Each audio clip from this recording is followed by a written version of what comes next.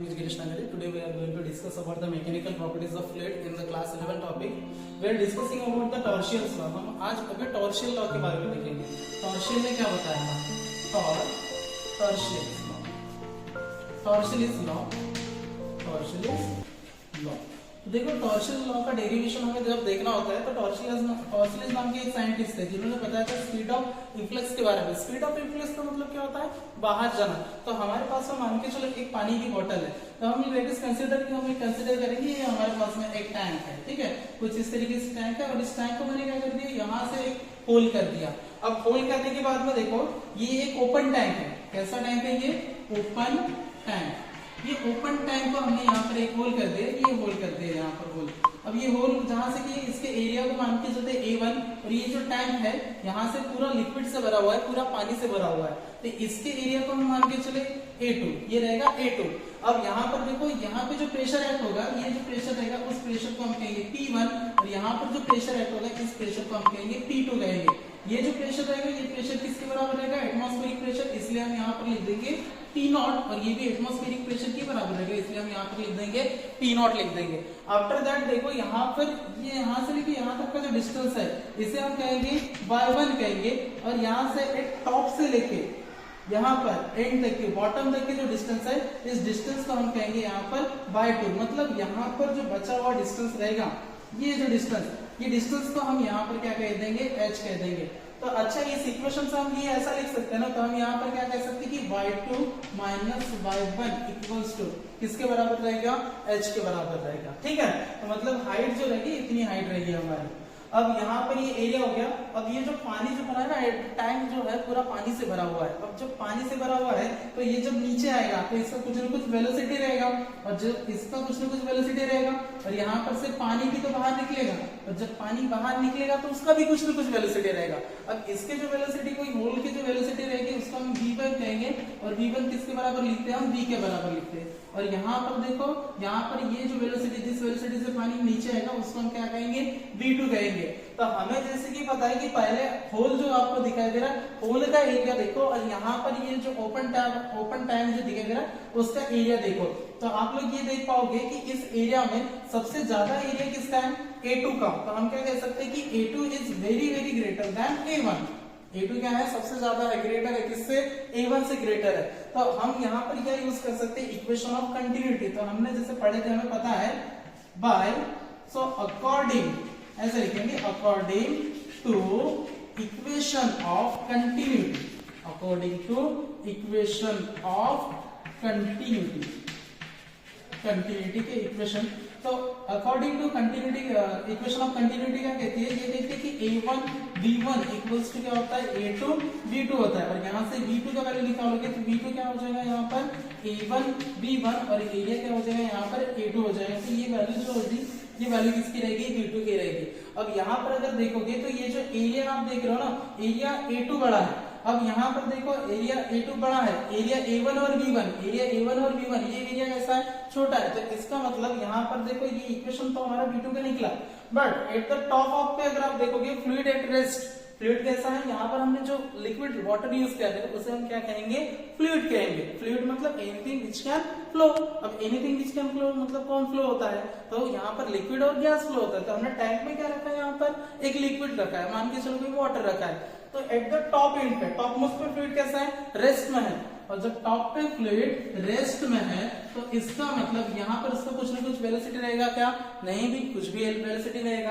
तो इसलिए हम क्या कहेंगे कि ये जो V2 रहेगा वो V2 कितना रहेगा? हमारा 0 रहेगा. कितना रहेगा? 0. तो इसलिए हम क्या कह सकते हैं कि ये जो V2 है वो नियरली अबाउट किसके बराबर हो सकता है? 0 के बराबर हो सकता है. ठीक है, अब हम हमारा यहाँ पर तो हो गया. अब हमें एक चीज पता है by using the Bernoulli's equation. Bernoulli's equation हम लोगों को पता है. बर्नौलीज ने क्या कहा था? तो यहाँ पर उसने क्या कहा था कि उसका जो काइनेटिक एनर्जी रहेगा, टोटल एनर्जी रहेगा और प्रेशर एनर्जी, तीनों के तीनों एनर्जी रहेगा कांस्टेंट रहेगा. अब यहाँ पर देखो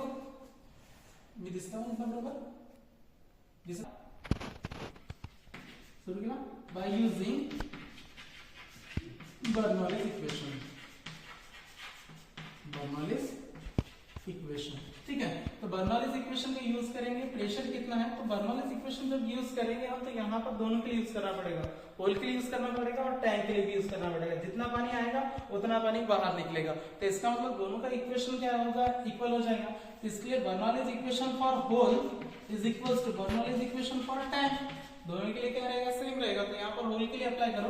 होल के लिए देखो बर्नौलीज इक्वेशन में प्रेशर कितना है T1, फिर उसके बाद में यहाँ पर काइनेटिक एनर्जी कितनी रहेगी, हाँ मतलब काइनेटिक एनर्जी का फॉर्मूला क्या होता है 1/2 हाफ, अरे यार काइनेटिक एनर्जी रहेगी रो, यहाँ पर 1/2 रो, वेलोसिटी कितना है V1, यहाँ पर V1 का क्या हो जाएगा स्क्वायर, फिर उसके बाद में प्लस पोटेंशियल एनर्जी। तो पोटेंशियल एनर्जी हम लोगों को पता है रो जी एच, कितनी थी रो जी एच, और हाइट कितना है यहाँ पर, तो पहले का हाइट अगर देखोगे तो यहाँ पर हाइट y1, दूसरे का हाइट यहाँ पर देखो y2, मतलब होल से लेके हाइट, होल का हाइट रहेगा y1, टैंक का हाइट कितना है y2, तो यही वैल्यूज पुट करेंगे अभी हाइट की जगह।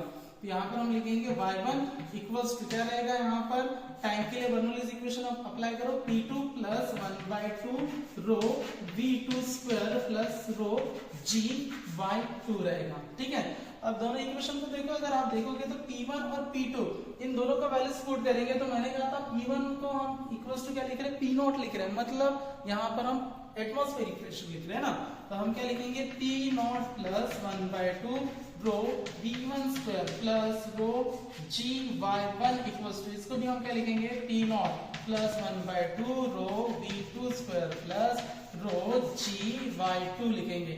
अब यहाँ से P0 और P0 दोनों कैंसिल करा दो, कैंसिल कराने के बाद में क्या बचेगा 1/2 rho V1 square plus rho G/1, और यहाँ पर इक्वल्स टू क्या बचेगा 1/2 rho V2 square plus rho G/2।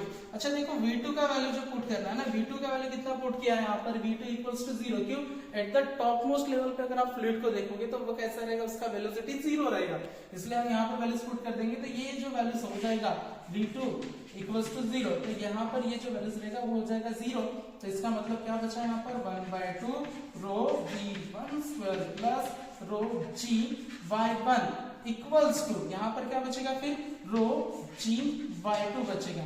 ठीक है, अब हम क्या करेंगे इक्वेशन में देखो यहाँ पर 1/2 रो V1 स्क्वायर, अब ये रो G/1, ये रो G/2, इसको उस साइड लेके जाएंगे प्लस का माइनस, तो रो G/2, और ये इस साइड जाएंगे तो माइनस हो जाएगा, तो माइनस के लिखेंगे रो G/1 लिखेंगे। तो यहाँ पर हमने लिख दिया y1 लिख दिया। अब नेक्स्ट इसमें क्या आएगा, नया न्यू स्टेप लिखेंगे। अब नया स्टेप क्या आएगा हमारा, इसको थोड़ा मिटा दिया, चलो इक्वेशन आएगा, इक्वेशन को हम लिख देंगे यहाँ पर 1/2, 2 इस साइड में, यहाँ पर लिख देते हैं 1/2 rho V1 square equals to, यहाँ से क्या कॉमन निकलेगा, तो यहाँ पर देखो रो G यहाँ से कॉमन निकल जाएगा, और रो G कॉमन निकालेंगे तो रो G, यहाँ पर क्या लिखेंगे हम, तो यहाँ पर रहेगा y2 माइनस, यहाँ पर लिख देंगे y1 लिख देंगे। तो यहाँ से देखो इधर भी रो और इधर भी रो, दोनों साइड रो दिखाई दे रहा है, रो को कैंसिल करा दिया, ये 2 मल्टीप्लाई का, यहाँ पर ये डिवाइड है, तो यहाँ पर जाएगा तो मल्टीप्लाई हो जाएगा, तो यहाँ पे क्या बचेगा V1 स्क्वायर इक्वल्स टू, यहाँ पर 2 निकाल दिया हमने, 2 यहाँ पर चला गया, फिर उसके बाद में क्या बचेगा यहाँ पर G, और हमने कहा था y2 माइनस 1 जैसे कि वैसा, और मैंने कहा था कि y2 माइनस y1 को क्या पुट करना है यहाँ पर इक्वल्स टू h पुट करना है। यहाँ पर V1 equals to V1 square equals to कितना आएगा 2GH के बराबर आएगा, और V का वैल्यू निकालते हैं, V1 को कहा था क्या पुट करना है V, और यहाँ पर हम सेंस में लिख देंगे V2 को क्या पुट करना है V पुट करना है, तो V square equals to 2GH लिखेंगे। इसका मतलब यहाँ पर V का वैल्यू क्या है, V equals to root of 2GH आया, रूट ऑफ 2GH, तो V का वैल्यू निकला हमारा V equals to root of 2GH। G का मतलब एक्सेलरेशन ड्यू टू ग्रेविटी, और H का मतलब क्या होता है, हाइट होता है, मतलब जैसे जैसे हाइट अगर चेंज होगी वैसा वैसे यहाँ पर वेलोसिटी भी चेंज होगी, अगर हाइट कम हो रही है तो वेलोसिटी भी कम होगी, हाइट ज्यादा हो रही है तो वेलोसिटी भी ज्यादा होगी। तो ये क्या रहेगा, ये रहेगा हमारे यहाँ पर वेलोसिटी रहेगा कि वेलोसिटी कितनी लगी, मतलब जो होल हमने वहां पर किया है उस होल का जो वेलोसिटी रहेगा, होल का वेलोसिटी कितना रहेगा, वो इस इक्वेशन से हमारा यहाँ पर निकल जाएगा। ठीक है, यहाँ तक के समझ में आया। तो ये है हमारा टॉर्शियल लॉ, और टॉर्शियल लॉ का डेरिवेशन क्लास 11 के लिए बहुत इंपॉर्टेंट टॉपिक है, प्लीज आप इसको स्टडी कीजिए। Thank you very much for watching this video.